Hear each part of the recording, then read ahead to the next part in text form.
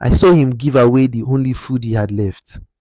The next morning, his barn was full again. No one ever knew how. My village is small. Everyone knows Nana Kwesi. He was a very old man, probably 80 or more. His hair was white and he walked slowly, but his eyes were always laughing. Nana Kwesi never had much money or many things, but he was the most generous person you could meet. If you needed salt, he gave you salt. If your roof needed fixing, he was the first to show up with his tools. He shared everything he had all the time. One year, the rain did not come right. The harvest was terrible. Everyone was sad and scared about the lack of food. Even Nana Kwesi was running low.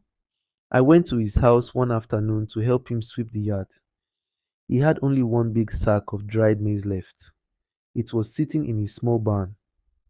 That was his last food for the year. While I was sweeping, a man came walking up to the door. He was a stranger, just a traveler, tired and dusty, walking to the next town far away. The traveler looked desperate. He said he was traveling with his family and had no food left for the long journey. Nana Kwesi looked at the traveler.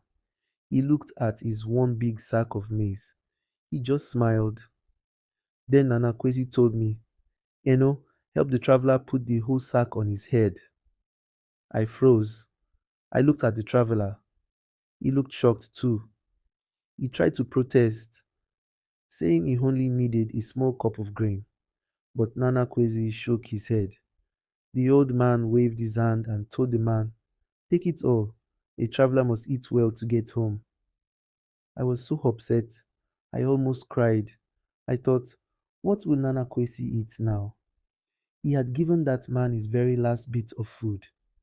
I went home and told my mother what happened. She just sighed and said, that is Nana Kwesi. He will be fine. I did not believe her. The next morning, my mother gave me a small basket of ground nuts to take to the old man. When I got to his yard, the barn door was wide open. I looked inside. The barn was empty yesterday. Now it was full.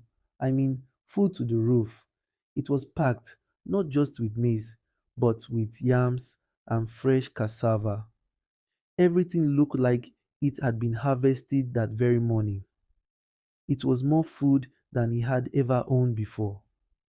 I ran back to the house and asked him where the food came from. Did the traveler come back? Did someone drop it off?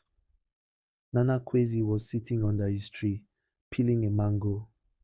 He just looked at me with his quiet, laughing eyes. He didn't answer. He just told me to take the groundnuts back to my mother because he had too much food now. Everyone in the village still talks about that harvest.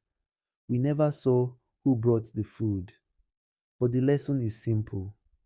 You can never finish what you give with a truly good heart.